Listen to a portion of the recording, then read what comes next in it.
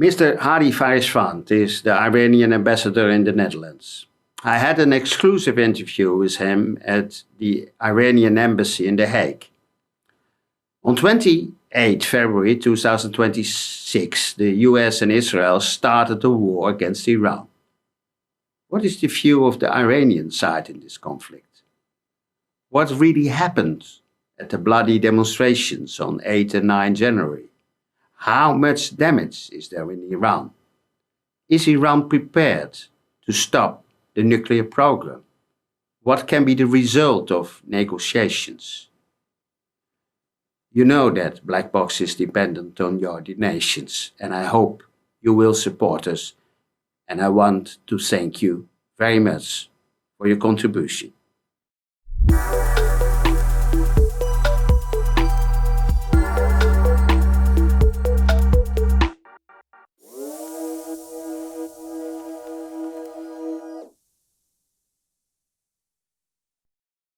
Mr. Farajvand, first I want to thank you for your hospitality here at the Iranian embassy. And in the upcoming interview, I want to give you the possibility to explain the Iranian position in the war with the US and Israel. But first, for the audience, I like to ask you, what is your personal background and your personal career in Iranian diplomacy? Yes, thank you very much for giving this opportunity to express ourselves and the position of the Islamic Republic of Iran. I entered into the Ministry of Foreign Affairs in 1992. And so far I was posted first in the Netherlands in 1997 to 2000, and next posting I was ambassador in Poland, and the third posting I was ambassador of Iran to the Republic of Kenya, and also Iranian representative to UNEP and the United Nations Habitat. I heard... and after that, now I am ambassador of Iran in the Netherlands and representation of Iran to the OPCW and other international organizations based in The Hague. I heard your colleague told me that you are from Kurdish background. Yes. That's right? Yes, I have PhD in political science. I have been also instructor in the School of International Relations affiliated to the Ministry of Foreign Affairs. Right. And it's important as well that you want to say that the Kurdish population is fully integrated in the Iranian state. Yes. There is no discrimination about different minority, or regardless of ethnic minority or religious minority. We all consider ourselves Iranian. We have been Iranian since 3,000, 4,000, even 5,000 years. And our culture, our language, our religious, everything is consistent with the whole nation, and therefore there is no discrimination. And in political level or in social level, right. And all Kurdish are fully, as you said, integrated in Iranian society. Yeah. They are in fact a different ethnic group with a different language. Yes. But you communicate, the 92 million people in Iran communicate mainly in Farsi. Yes, yes. Right. I want to ask you something about the Iranian diaspora, especially in Holland. There are 59,000 Iranians in Holland. Part of them are pro-governments, but as you know, tens of thousands are refugees. Some are Republicans and some are supporters of the old Shah, Reza Pahlavi. How do you how do you consider these people? What do you want to say to these fierce critics against the Iranian state? As you said, there is quite a number of Iranians living in the Netherlands. You said 59,000. We consider it even more. We think it must be around 65,000. More than 60,000 files we have in our consular section. It means up to now 60,000 Iranians refer to the embassy for doing anything in our consular section. And we anticipate that there must be around 5,000 that they never refer to the embassy. Out of these 60 or 65,000 Iranian, we have quite a small number of people that's as you call it opposition or supporter of The Shah? Shah King, son, sorry. Yeah. Late Shah or King son, Reza Pahlavi. In different gathering or demonstration in front of the embassy or in the center of city, The Hague, and in Amsterdam and some other area, we never heard that the gathering amounted more than 150 or 200. Right. 150 or 200.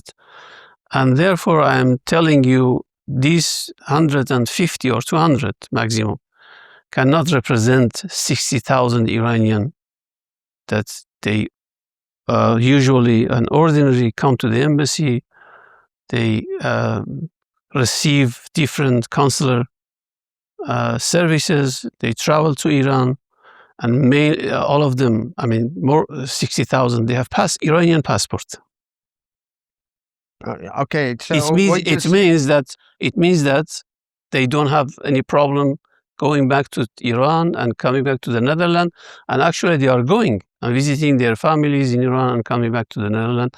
They live in the Netherlands. They study in the Netherlands. They have been graduated in the Netherlands. They have some businesses in the Netherlands. Therefore, it's understandable that they live in the Netherlands like other diaspora in other country from the other. What you say is that in fact the group who is against the government, the Iranian government, is in fact a very small group. Yes, it's a very small group, and at utmost effort that they did to get gathering in Amsterdam somewhere, the number was not exceeded more than 200. Right. I want to go back with you to the Shah regime, right? The Western conflicts, the conflict between the West, especially the US and the UK and Iran, is decades old. After the British colonization, they settled the Shah in 1925. And this regime, Father Shah and Son Shah, the Pahlavi dynasty, stayed there for more than 50 years. How do you consider these periods in the Iranian history, and how do you consider the Shah regime? Yes, actually the father of Shah, the first Reza Pahlavi, was supported by the British government at that time, and they helped him to make a coup, actually, in Iran. He was head of army, and he made a coup. Then he called himself prime minister. After a while, under the force of the first Pahlavi, he forced the parliament that they change the kingdom from Qajar to Pahlavi, and then he became king. He was not a king. He was not coming out of the aristocracy. No. He was not part of a family. He was an ordinary soldier. He was an ordinary soldier. Yeah. Then gradually he get promotion, and then he became a chief of army. And after chief of army, he made a coup. First of all, he didn't represent himself as a prime minister or a king. He supported a man to be as a prime minister and forced the parliament to vote for him. And after a while, he started pushing for the parliament, pushing the parliament for his own interest. And then under his pressure, the parliament voted for change from the Qajar, which the Ahmad Shah, the last king of Qajar dynasty. Then they said, okay, the era of Qajar dynasty is over. Now we start with the Pahlavi. He wasn't the king. He wasn't from aristocracy, and he wasn't from even a big family or a big aristocracy club in Iran. And then in the Second World War, the British and Russian authorities pushed him to. Actually, they pushed him to leave the country, and in the fact, he was in exile until his death, and his son, which was very young, the second Reza Pahlavi, became the king, and he was under support by British and then the United States. But after the British left the Persian Gulf area and handed over actually the power to the United States after the Second World War, then the King Reza Pahlavi relation with the United States become more and more stronger. And then he suppressed what is important as well. In 1953, there was a prime minister, Mr. Mossadegh, who wanted to nationalize the petrol industry. He did. And he was thrown away by the Shah. Yeah, because at that time he nationalized the oil, which was dominated by the British Petroleum Company. Yeah. At that time, even the United States didn't support Mossadegh. Mossadegh was very hopeful that he will be supported by the United States, but unfortunately, the United States didn't support Mossadegh. And the British and the United States made a coup, mainly the coup. The idea of the coup was posed by British and was adopted by the United States and carried out mainly by the United States in Iran. Right. And they toppled the Prime Minister Mossadegh and bring back the king, second Reza Pahlavi. Right. How would you define this rule by the Pahlavis, this Shah rule?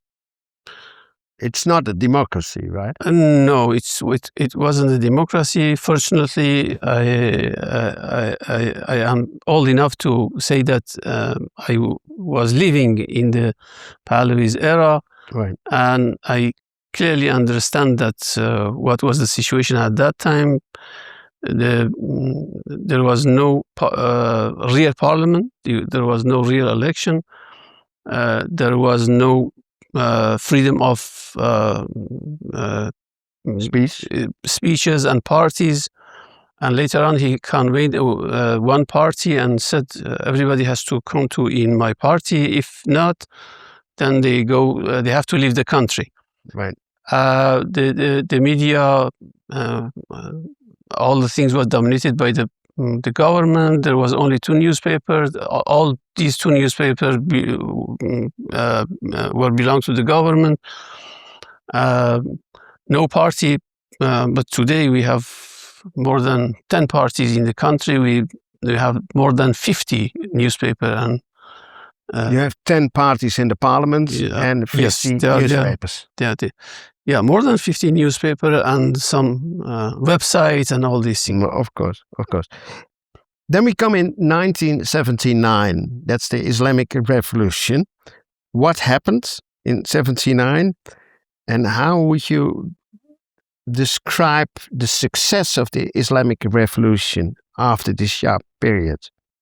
I was at that time a student. I used to participate in daily demonstration. Mm-hmm. The revolution was very fast because people really had difficulty living under the dictatorship of Reza Pahlavi. Mm-hmm. The economic situation was not good, actually, and because the freedom suppression and also even religious suppression by the King Reza, the people wanted him to be his government to be toppled. They really, every cities, even every villages in the country engage in demonstration, daily demonstration. The army, the military, they are not so loyal to him because they also are part of the nation, also the country. Although the United States and some other countries supported him, but he couldn't resist anymore, and he preferred to flee the country. And after that, Ayatollah Khomeini came back to the country, and in 10 days, he convened a transitional government, and all ministries surrendered to the authorities from his transitional government. And the king's authority and the Shah authority ministers could do nothing because even in their ministry, nobody take their order. They took the order of the Ayatollah Khomeini's nominees for. Right. Yeah. Then after that, the Islamic State, under the leadership or the spiritual leadership of Ayatollah Khomeini, was settled. How democratic is Iran now? And can you give some examples of that? Yes. Actually, today we have different election in the country. Every 4 years we have election of president. President is directly elected by the people. That's now Mr. Pezeshkian, yes. Yes. The member of parliament are directly elected by the people. Mm. We have expeditive council, the member of expeditive council, that they have a role in nominating the leader and supervising the leader, supreme leader activity. They are also directly elected by the people. We have city councils member that they are also directly elected by the people. The city council, each city has its own city council, consistent of 5 to 30 members. For instance, in big cities like Tehran, 30. And the issue of municipality and all these things is considered by this. We have from the level of a city, running a city council, until it comes to the whole country and the nation as a whole. All we have election. The people are free to elect their representative. And what is because people have the idea that the country is ruled by the council of ayatollahs under the leadership of Khamenei. What is in fact his role of this council of the spiritual leaders? The country is ruled by the cabinet, a president and his ministers, right, and deputy president, first deputy president we call it. That is in fact Ayatollah Ayatollahs has no role in the cabinet. Right. All ministers is appointed by the minister Pezeshkian and approved by the parliament. If you look at the cabinet, you don't see more than one, sometimes two Ayatollah out of 30. Then how it is ruled by the Ayatollah when they have minimum role, I mean, representation in the cabinet. Judiciary is ruled by Ayatollah because based on constitution, Iranian law system is Islamic law, and therefore the one that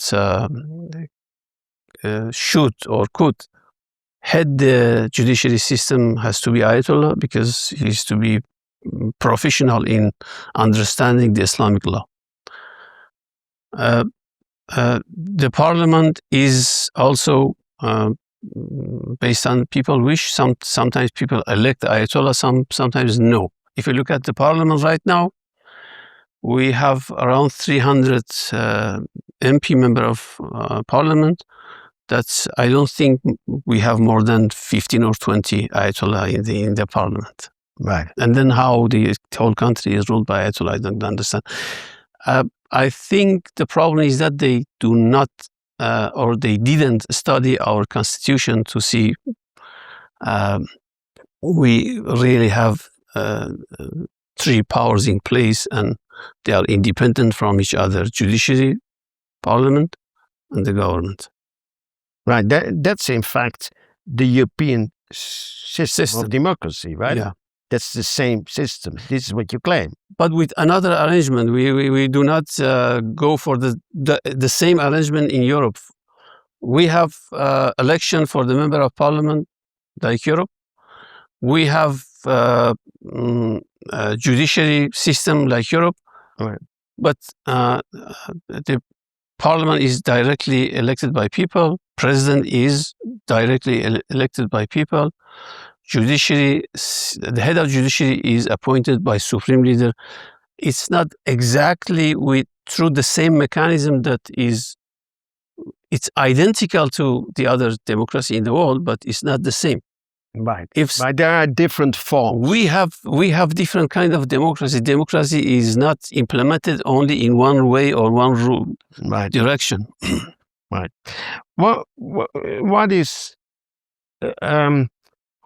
What is important as well is from the beginning in 1979, the West, especially the United States, opposed the sitting government, and this was leading to the Western embargo.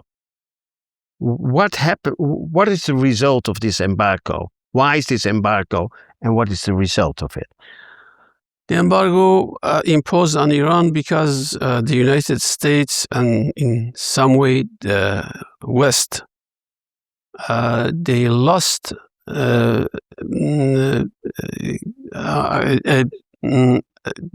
important ally in the region. Iran was a big ally for the United States, for the West in the region. The country's revenue and economy and politics were completely under supervision by the United States. But after revolution, Iran was independent. Iran wanted to be ruled by its own authority, not getting instruction from the outside. Iran had a unique and independent position with regard to the international issues like issue of Palestine, like some other issues in the world. And the United States and Europe realized that Iran is not the same Iran that was in the past. And tried to, they said they are trying to change the behavior. But really from the beginning, they started to change the regime.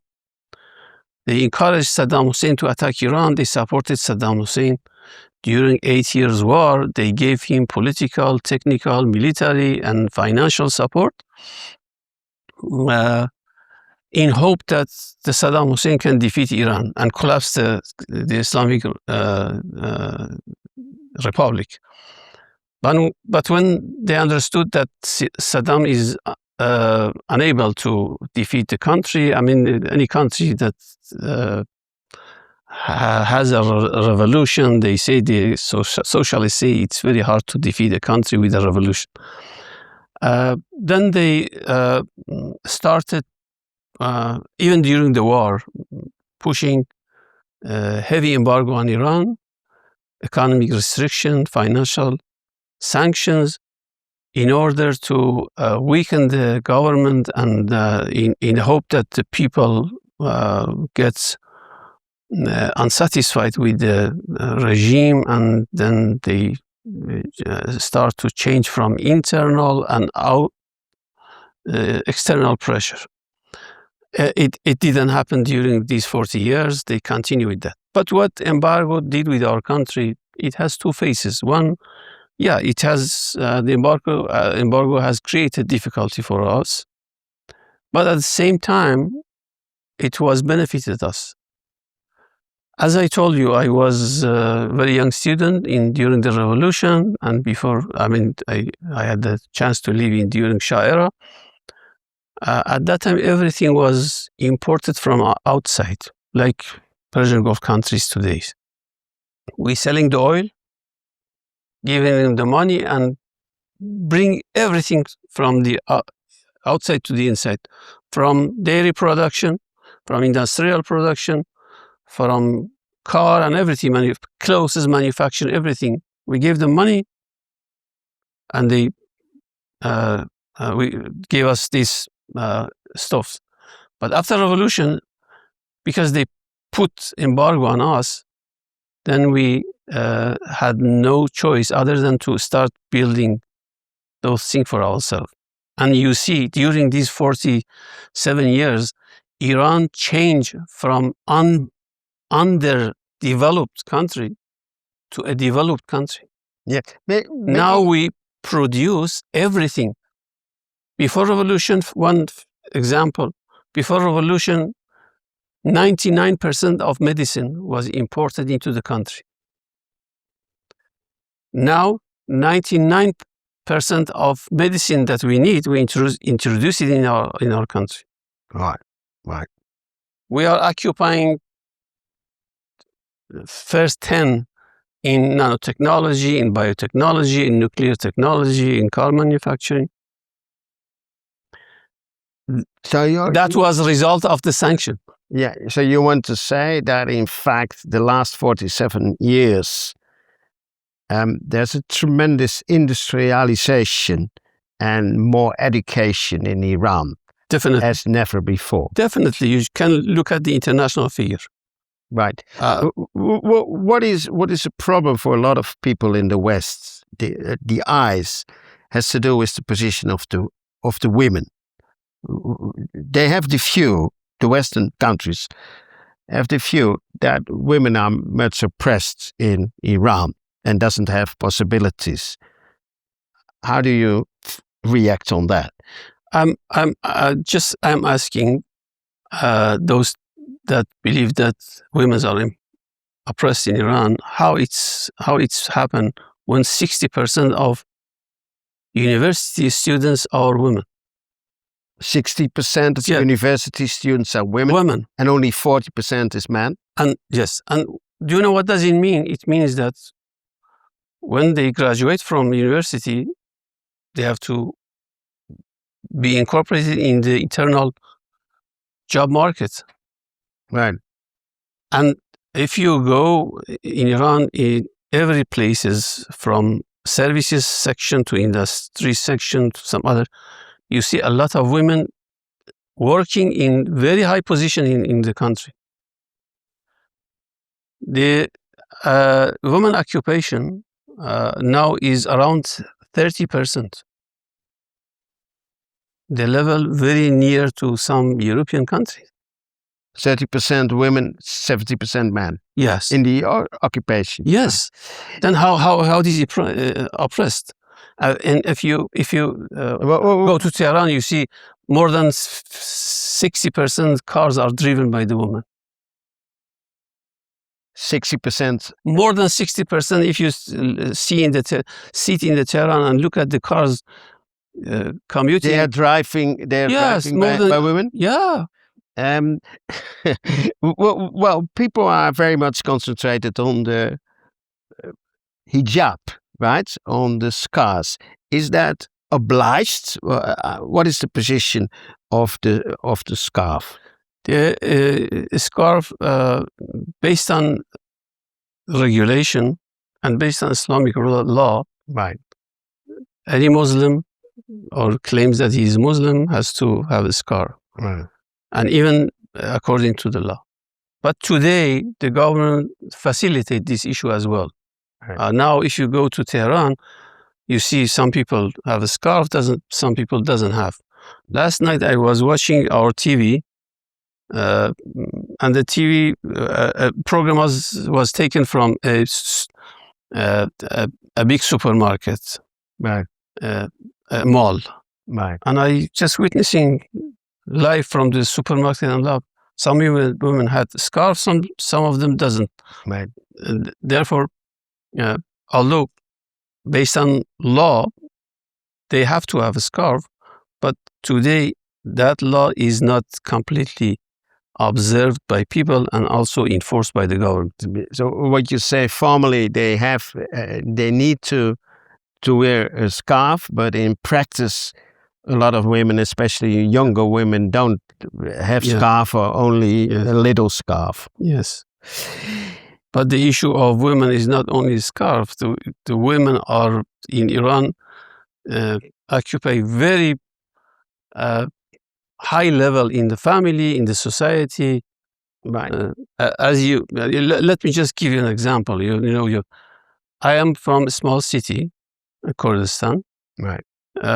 Our city, my hometown had 15,000 population before revolution, and now it has 60,000 people. Still small city. Right. Okay. My father was a farmer he migrated from village to city. Right. And I have 4 sisters. 3 of them are teachers. Really? 3 of them are teachers. Right. And only one of them doesn't have an official job. Right. She preferred not to go to have a job. She preferred to stay home and take care of his family and children. Right. And then how it is possible that in a family with 3 girls go to school, went to the high school and even university, graduated from school and university, and became a teacher in the society. I want to go with you to the war. And the war was in fact starting, the war which we have now, right? At 8 and 9 January 2026. In the Western media, and as well in international studies, Iran is accused of brutal oppression with mass killing of even, as they say, 30,000 people against peaceful demonstrations. What happened, in fact, in Iran's view on the 8 and 9 January? Because I know that Iran has a different view on what is presented here in the West. What happened? Yes.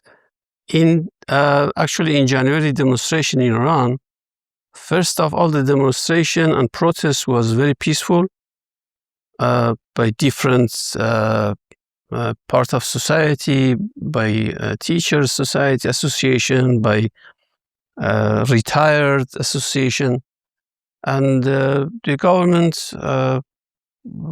saying that they recognize they're legitimate and they are legitimate. They recognize their right, but in 2-3 days later, after 10 days, the demonstration was turned to violation and riots.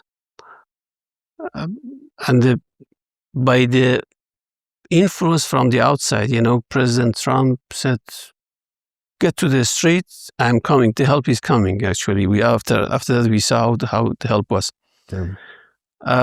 There was encouragement from the outside that to turn the peaceful demonstration to violent.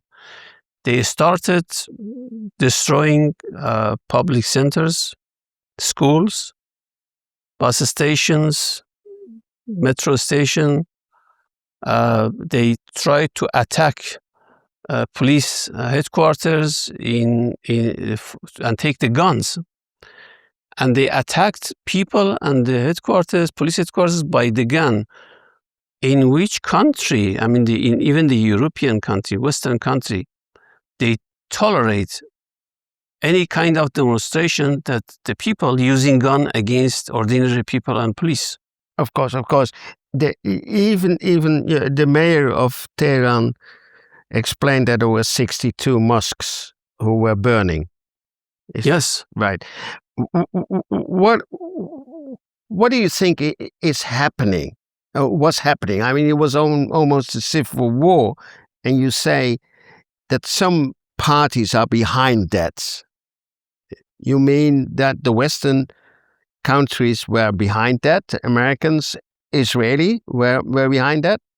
We know for sure that American and Israelis were behind that, because not only we know that, we have evidence that they were behind that. Even they themselves confessed that they were behind that. And then you mean the CIA and the Mossad? Yes, exactly. The Israelis official prime minister or minister of intelligence said the Mossad agents are on the street in Tehran alongside with the demonstration, and a lot of gun and explosive seized by police from the demonstrators and violators shows that they prepared for an internal war.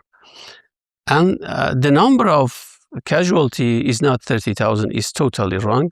It was 3,200 maximum, and quite a number of them were police and ordinary people. Right. And the issue clearly was stated by the government that it is 3,160, I think. Well, the official number I read was 3,117. Yeah, and Pezeshkian, right. President Pezeshkian and the spokesman for the president and cabinet clearly said, if anybody has any evidence that the number is more than that, please bring the document. Yeah. And no, evidence. But I accept the number. I mean, we agree on the fact that more than 3,000 people is still, I mean, a tremendous lot of people. I mean, this is a tremendous tragedy with a lot of dead people. And I think it is very important to explain how this could happen. And you said something about it. You want to say that the Western secret services, the Mossad and the CIA, organized this coup, this aggression, this violence. Is this what you say? Exactly, because they gave them the gun, they gave them the support, they encouraged them, and they gave the signal, if the number of casualty increases, we are going to intervene. And President Trump said that if the government of Iran shoots the people, I will intervene. And therefore, the Mossad and CIA and some others try to increase the number of casualty in the hope that Trump will intervene. Right. And out of 3,160 or 170, right. There was quite a number of police and ordinary people. And there are evidence and movies, the camera, CCTV cameras that for the shops, shows clear that the people, that those armed people shooting ordinary people in the street in the hope that it will be counted on the government's and the Trump will intervene. Right. So you want to say that these people And Reza Pahlavi, as well shoot normal demonstration people? Yeah, just I'm telling the Western media, if you people with arm and gun go to should attack a police station and police headquarters, then police just shooting back, of course. Yeah, it's correct. Yeah, right. Then we go to the beginning of the war. At the 28th of February, the war started with Israeli and American bombardments. When you look to it political and juridical, how do you view it? This is the beginning of the war. This war is against the United Nations Charter. It's against any international law and norms and regulation. There was no single reason for and legitimacy for these two to attack Iran. And unfortunately, they attacked Iran amid of nuclear negotiation, even before. We were discussing with the Americans about our nuclear program, and in negotiation, Iran put on the table very constructive and proposal. But the negotiation was a critique to prolong the preparation for initiating new war by United States and Israel. And they left the table of negotiation without saying anything. I mean, the other day they attacked Iran. The only reason for the Israelis and the United States to attack Iran is they had the intention to topple the government of the Iran and to kill the supreme leader and quite number of high authority and commander, and they thought maybe with eliminating these people, the government of the Islamic Republic of Iran collapsed because there is nobody to rule. They destroyed everywhere. They destroyed all police headquarters, even in my home city, a small city. They destroyed many governmental buildings. They destroyed hospitals. They destroyed mosques. They destroyed. Can you name some numbers? I mean, some numbers. Just one number regarding school. Just right now, I saw it on the TV. 1,200 schools have been destroyed. 1,200 schools. Right. Just look at the power plants, chemical, petrochemical. Even they destroyed the bridges. They destroyed the railroads, and but they thought that with this, the government of Islamic Republic of Iran and the whole regime will collapse, and they maybe hand it over to somebody else or the son of Shah. You're right. What was the role Reza Pahlavi, the son of the Shah, played in the 8th and 9th January? He had a great role in encouraging people for raping the police station and governmental building.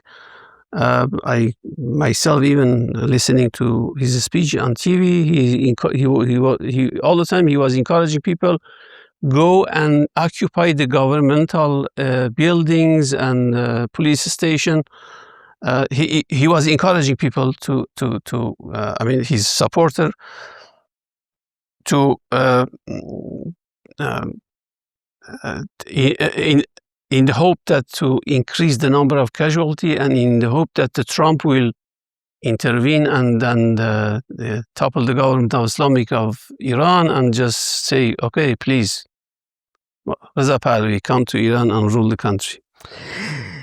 On the first day, the 28th of February, Ayatollah Khamenei was killed and part of his family was as well. How did Iran react on that? And maybe you can take as well that his son, Mojtaba Khamenei, is the new head of state. Yes. Western media said he was severely wounded and misses a leg. What is his present condition? I know that he has been injured during the bombardment because he was almost in the same building that Supreme Leader bombed and killed. But it's not the way that he cannot implement his duty. About the extent of injury, there are a lot of misinformation, but the things that we have is that he's under medical treatment and he will be okay soon. Right. And in fact, he is doing his duties. Can you say that he's in fact on the head of the military and the foreign affairs? Can you say that, or No, is that not true? No, it's not true. Who's deciding, let's say, the foreign policy, and who's making the main decisions in this war? Exactly like the same. Before Ayatollah Khamenei, all the important issues in the country is decided through a very, how should say, sophisticated, well-established mechanism. It's not only by one person or two or three. No, we have National Security Supreme Council, which most important national security issue and political issue is considered by member of that council, and also Supreme Leader has representative in the council. He's not in the council, but he has some representative on the council. The president is not member of the council, but the representative of the president is head or speaker of the council. All these things is considered in the council in interaction with different sections. If the issue comes to a very highly sensitive political issue, it's dealt in this council with very close collaboration with, for instance, Ministry of Foreign Affairs. If the issue comes to the economy, it is dealt in the council with close collaboration with the Ministry of Economy, Ministry of Industry, and Central Bank. All these things, because I have been also working in that council, I know how it's working. Our system is not based on one person or two person. It's based on a very well-established, as I said, and very sophisticated mechanism, intergovernmental mechanism within the country. So what is important to suppress is that you say it's in fact the government who's deciding, and the president of the government is the president with the parliament, and the influence of the council of ayatollahs is in fact, it is there, but it is not deciding about war and peace. Is this what you say? The decision on war and peace is based on deliberation and recommendation of the National Supreme Security National Supreme Council. Right. As I said, in collaboration with different governmental, non-governmental section, and the decision is done by that, but it gets approval from the president or the Supreme Leader as well. Right. But it is not. It's not necessary all the time. They get right. There is a discussion between these groups and these persons. Yes. And you can't say the Supreme Leader, Mr. Mojtaba Khamenei, is in the driver's seat. You can't say that. No, it cannot be, and it's not the case. Okay. Then, when the war started, directly, Iran was giving a response, right? And it attacked with drones and rockets the Arab states at the Persian Gulf. What legitimation do you want to give for that actions? We didn't attack our neighbors, Arab states in Persian Gulf. We attacked United States bases in their country. Right. The United States has built several bases through 45 years. The main purpose of establishing those bases is for using those bases to control or attack Iran. And in fact, they attacked Iran mainly from those bases. The missile that hit a school in Minab and killed 170 students was launched from Saudi Arabia. Right. Then, so the American bases used to attack Iran, with rockets and with airplanes. Yes. Then it is legitimate target for us to attack those bases and destroy those bases. Even today, there are Americans living in those and operating in these bases. Right. There is a lot of damage. You told already before. Maybe you can give a kind of idea how big the damage from the bombardments of the Israelis and the Americans is. How much damage is there in Iran at the moment? It's too big. The government issued some figures, as I said today. I've heard that 1,200, 180, around 1,200 schools only be destroyed. Several mosques, bridges, railways, several hospitals. I think more than 30,000 houses. Many, almost, we can say all military bases, police station, it's the damage that occurred is too big, and really, chemicals, petrochemicals, I know, gas fields, oil fields, all refineries. Right. There's a lot of discussion. How much damage is there at the military sites? Because Mr. Trump is claiming that everything is away. No, we prepared ourselves, not today or yesterday, for war with United States and Israelis, because we have been under threat by United States and Israel since the revolution, and therefore the military structure and plans was designed in a way that can survive under this heavily attack. And although we can say yes, our military bases or our military capability have been hit by the United States, but the main sources and forces of our military have been kept operational. So the main thing is still there. Then I want to ask you something about the Dutch media. How do you look to the reporting of the West, and especially the Dutch media? Actually, not Dutch media. I can say really almost most of the European countries' media are fed by the medias that belongs to the United States, Right.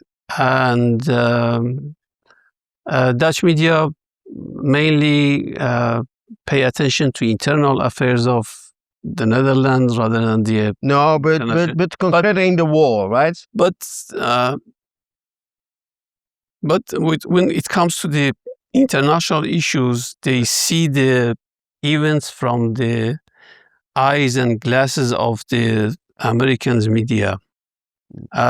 They do not, I believe, do not attempt to get first-handed information by themselves. They mainly quote from the other international media that are based in the United States or belong to the United States.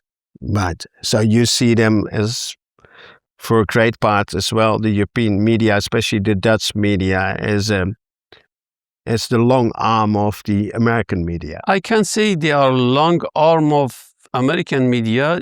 I'm not saying that, but maybe they are small, maybe they don't have capacity, maybe they are not willing to get first-hand news, actually, the reality, to be underground,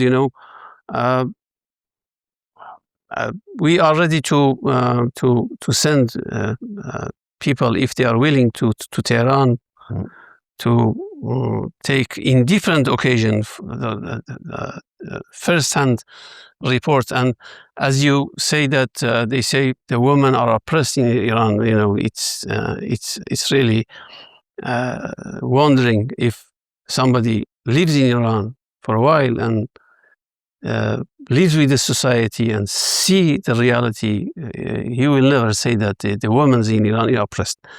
But if you look at the media by the United States and Israelis, and all the time they repeat these things, and media in the other parts of the world mainly quoting from them. I have experience of 30 years before when I was here. There was a NGO writing about Iran nuclear program because as I said, in 1997 till 2000, I was here in the embassy. I was a young diplomat. Then I decided to go and talk to the editor or chief of editor general. He was in Amsterdam. I went and talked to him and said, okay, I had an article with him. So this article you write about Iran nuclear is wrong. He said, from where you get this information? But he said, I just get the information from Western media and just... That's it. After that, we arranged for him. He traveled to Iran, and then he had several visits in Tehran. He changed. Right. For the US and as well for the European countries, the nuclear bomb ambitions of Iran are the main reason for the US war. Is Iran willing to stop their nuclear weapon program? We never had any nuclear weapon program, and we don't have. The issue has been clearly stated by IAEA in several occasions that Iran's nuclear program has not been diverted from peacefulness of the program. Based on our Islamic thought, the weapons of mass destruction, because doesn't discriminate among military and non-military, are prohibited, and based on Islamic decree or Islamic fatwa by late Ayatollah Khamenei, the using and production of weapons of mass destruction, including nuclear weapon, is prohibited, and Iran never opted for building a nuclear weapon. And with regard to the military and security also, we don't believe that the nuclear weapon can be useful and can be used, actually.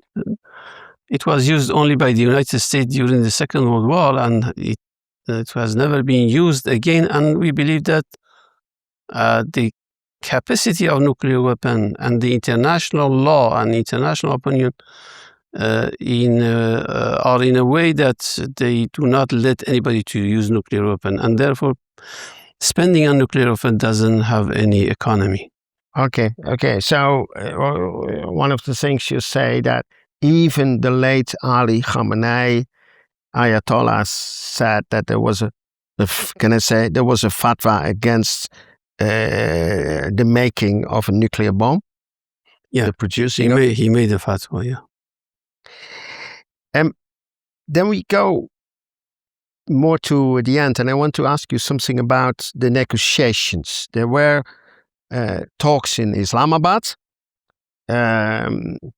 Mr. Vance, the vice president of the Americans, walked away, and he said that it was not possible to make a deal.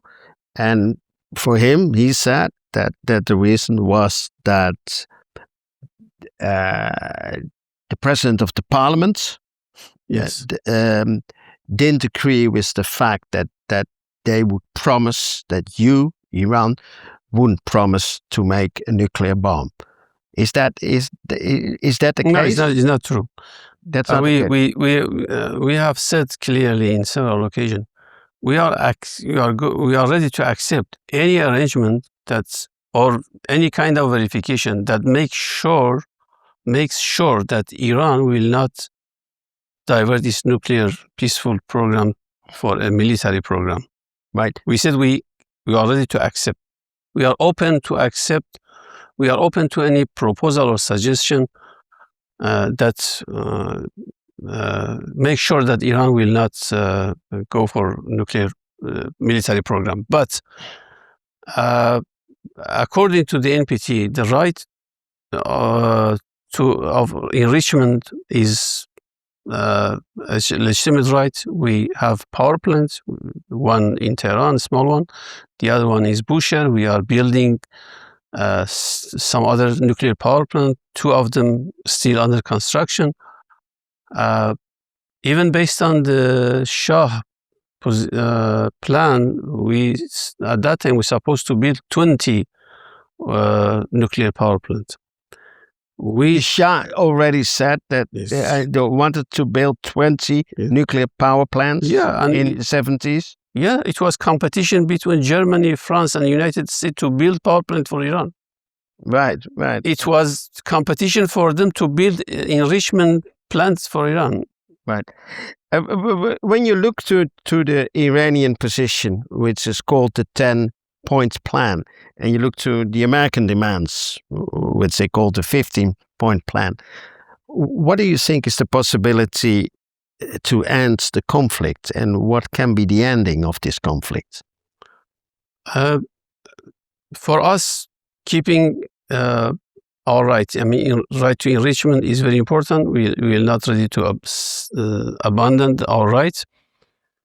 I think if the United States recognize our rights for the enrichment of uranium, for our power plant, for our research reactor in Tehran, for other power plants that we are going to build in future, and in return, we are ready to accept any kind of verification that makes sure that the supervision of IAEA on our nuclear activity is kept, and our nuclear program will not be diverted for the non-peaceful purposes. We are flexible on that, but we are not flexible to abandon our rights for enrichment. Right. The problem with that is that Iran said by itself that there were 400 kilograms of uranium enriched to 60%, right? That's far above. That's not enough for a bomb, but it is far above what is needed for the nuclear fuel for enrichment for civil services. The enrichment for up to 60% was done because of the United States withdrawal from the nuclear deal. When President Trump came to the power for the first time. But we said that we are ready in any deal to also put this on the table for negotiation. One way is to dilute the 60% uranium to 3.6, for instance, which is useful for nuclear power plant. There are several ways and proposals to consider this issue. But one thing that the United States wants us to do is just give us 60% enriched uranium, and next day we bomb you again. Right. So it is as well, you say, you're prepared when you make a deal and the US gives you the possibility to make it lower from 60% to 3.6, which you need for civil services. There was even, I read this, even Mr. Putin from Russia said, well, there is a possibility as well that they stall it here. Yeah, I've heard that Russia said is ready to store that uranium in Russia, but it depends on negotiations. But the things that the United States asking us to do is that give us 60% enriched uranium and just open the Strait of Hormuz, and then next day we bomb you again. Right. So, it is as well a question of trust. Yeah. You need more security. Yes, actually, in any kind of deal, it must be tit for tat deal. Yeah. I understand. There's one aspect we forgot, and I want to ask you, the role of Israel in this war. How do you react on that? I mean, the main actors behind the war was Israel, and because this war doesn't benefit the United States at all, but it was the things that Netanyahu wanted for a long time. Even today, you see that different United States officials in the past say that even during their term of office, Netanyahu, Israeli regime, was pushing the United States to enter into a war with Iran, but none of those United States presidents accepted that unless President Trump. Right. You got the feeling that Mr. Trump is manipulated by Netanyahu. Is manipulated by Netanyahu, and then he's pulled into a kind of atmosphere which is very bad, not only for Iran, but as well for America and himself. Yes, there was no... He's trapped. There was no single threat from Iran to the United States. And why the United States attacked Iran? Mr. Farajvand, what do you think has to come out of these negotiations? Do you have good hope for the fact that there can be a deal the coming weeks? We hope, but we are not optimistic because we didn't trust the United States before. But after these two wars, that's, as I said, unleashed during the negotiation was even worse, worsening our trust. Mm. We enter into negotiation with a good will, but at the same time we don't trust the other side, the United States, because in two cases as I said to you before, they betrayed diplomacy and negotiation. We hope, but we do not trust. This is my understanding. Well, is there a possibility maybe that other countries, like the Chinese, the Russians, the Europeans, can help with a kind of the Arabs can help with a kind of settlement in which there's more settlement has more possibilities to hold between Iran on one side and the Americans and the Israelis on the other side. Can the rest of the world help by making a deal? How? Yes, any kind of help is welcome by as you said, the rest of the world. But I think the big help from the other countries like European countries or Persian Gulf countries or neighboring countries is that to make President Trump understand that this war is not going to finish with Iranian defeat. Iran has 7,000 years of civilization and 3,000 written history.